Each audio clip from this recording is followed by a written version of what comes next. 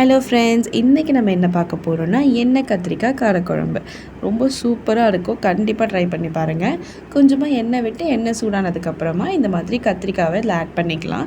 அதுக்கு முன்னாடி கத்திரிக்காவை வந்து 4ஆக கட் பண்ணிக்கோங்க. அதை ஃபுல்லாக கட் பண்ணிடாதீங்க. இந்த மாதிரி பார்க்க முழுசாக இருக்கணும், பட் ஆனால் கட் பண்ணியிருக்கணும். இதை ஏன் இப்படி கட் பண்ணுறோன்னா அப்போ தான் எண்ணெய்லாம் உள்ளே ஊறி கரெக்டான பதத்தில் வெந்திருக்கும். இந்த அளவுக்கு கலர் சேஞ்ச் ஆனதுக்கப்புறமா நீங்கள் எடுத்துடலாம். இதே எண்ணெயில் நம்ம மற்ற இன்க்ரீடியன்ஸும் சேர்க்க ஆரம்பிச்சிடலாம். நான் வந்து சின்ன வெங்காயம் எடுத்திருக்கேன். உங்களுக்கு வேணும்னா நீங்கள் பெரிய வெங்காயமும் எடுத்துக்கலாம். இந்த சின்ன வெங்காயம் வந்து ஒரு 10லேருந்து 15, அது கூடவே கொஞ்சமாக கருவேப்பிலை அண்ட் ஒரு 10 பல்லு பூண்டு. இது எல்லாமே வந்து நல்லா வதங்கணும். அப்போ தான் வந்து சூப்பரான ஃப்ளேவர் கொடுக்கும். அதுவும் மெயினாக இந்த சின்ன வெங்காயம். ஸோ இந்த சின்ன வெங்காயம் வந்து அந்த பிங்க் கலர்லேருந்து இந்த கலருக்கு மாறணும். இப்போ நம்ம மசாலாஸ் ஆட் பண்ணிக்கலாம். இது வந்து வீட்டிலேயே செஞ்ச சாம்பார் தூள். உங்களுக்கு இந்த ரெசிபி வேணும்னா கமெண்ட் பண்ணுங்கள், நான் கண்டிப்பாக அப்லோட் பண்ணுறேன். அண்ட் அது கூட கொஞ்சமாக தேவையான அளவுக்கு உப்பு இது சேர்த்து நல்லா மிக்ஸ் பண்ணி விட்டுக்கோங்க. அந்த மசாலா வந்து கட்டி கட்டியாக நின்றக்கூடாது. ஸோ அதனால் நல்லா மிக்ஸ் பண்ணி விட்டுட்டு இப்போ நம்ம வந்து தண்ணி ஆட் பண்ணிக்கலாம். நான் வந்து 5லேருந்து 6 டம்ளர் தண்ணி விட்டுக்கிட்டேன். ஸோ உங்களுக்கு வந்து கொஞ்சம் இன்னுமே திக்காக வேணும் அப்படின்னா நீங்கள் 1 டம்ளர் தண்ணி கம்மி பண்ணிக்கோங்க.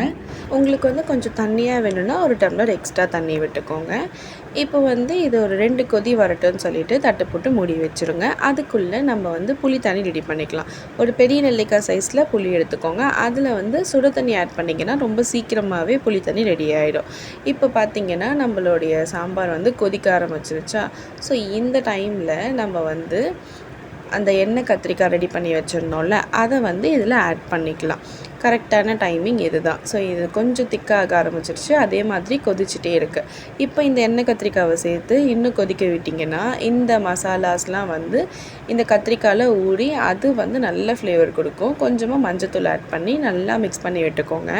இப்போ பாருங்கள், இது எந்த அளவுக்கு கொதிக்குதுன்னு. அந்த அளவுக்கு கொதிக்கணும். அப்போ தான் வந்து இந்த மசாலாஸ்லாம் வந்து கரெக்டாக பிரிஞ்சாலில் ஊறி இருக்கும்.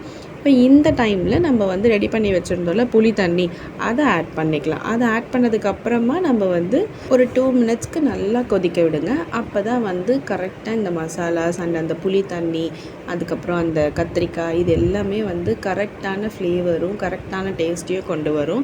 இப்போ நம்ம வந்து தாளிப்பு சேர்த்துக்கலாம். இது வந்து மணத்தக்காளி அண்ட் சுண்டக்காய் வத்தல், அது கூட கொஞ்சமாக வடகம்.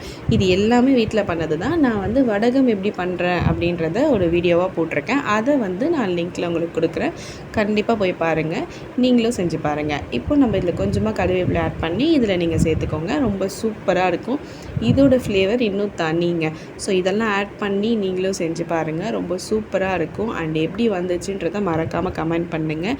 அண்ட் மறக்காமல் லைக் பண்ணுங்கள், ஷேர் பண்ணுங்கள், சப்ஸ்கிரைப் பண்ணுங்கள். டாடா பாய். தேங்க்ஸ் ஃபார் வாட்சிங்.